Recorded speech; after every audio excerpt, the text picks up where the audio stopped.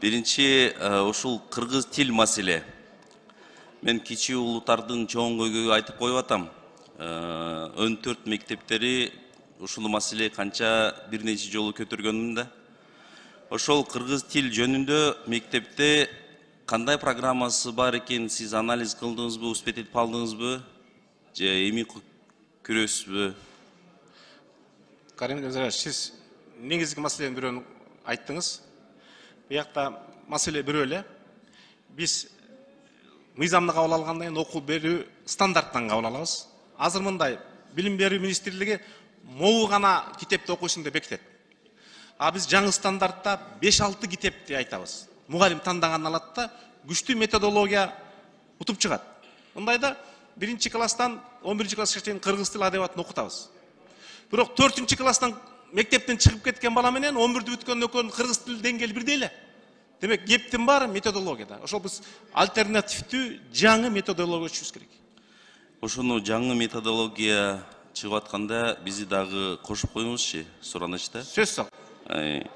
Анан кийин ошол ОРТ системаны сиздин оюңуз кандай экен? Бул туура системабы, пикириңиз кандай? Эми бул мыйзам дүйнө ушундай болгону биз жанагы кээ бир мыкты лидер окуучулар бар да. Ал TOEFL же IELTS тапшырса, биздин ОРТ признавать этип берген. Азыр ошону признавать этип колду атабыз да.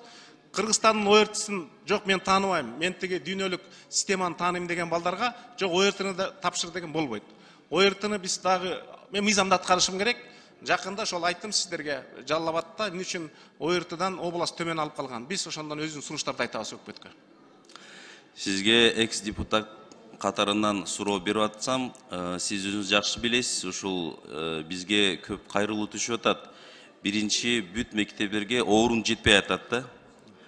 Ушул бир класста, бир партада 2 орундук 3 окуучулар отурат да. Ошол көйгөй менен кандай чече алабыз?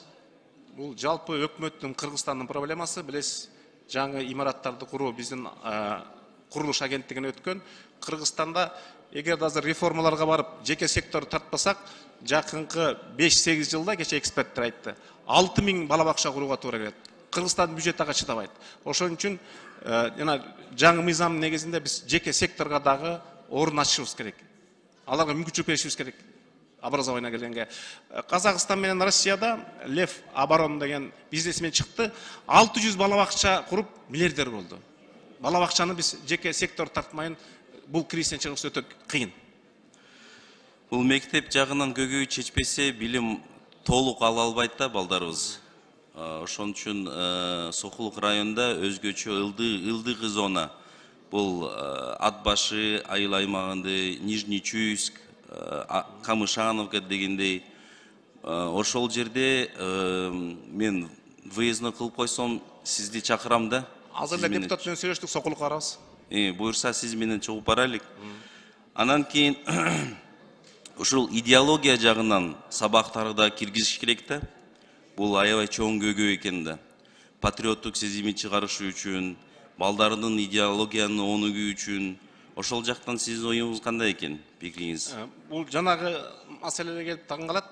Биздин календардык план мындай. Мен сиздерден суранам, жаңы мыйзамды майга чейин кабыл алып берсеңер, каникулда биз ошол жаңы стандарттарды бекитсек, жаңы стандарттардын негизинде 1-январга кийинки жылга жаңы программа, жаңы окуу китеп, сиз айткандай, жаңы мекен таануу, жаңы көз караштар менен келебиз.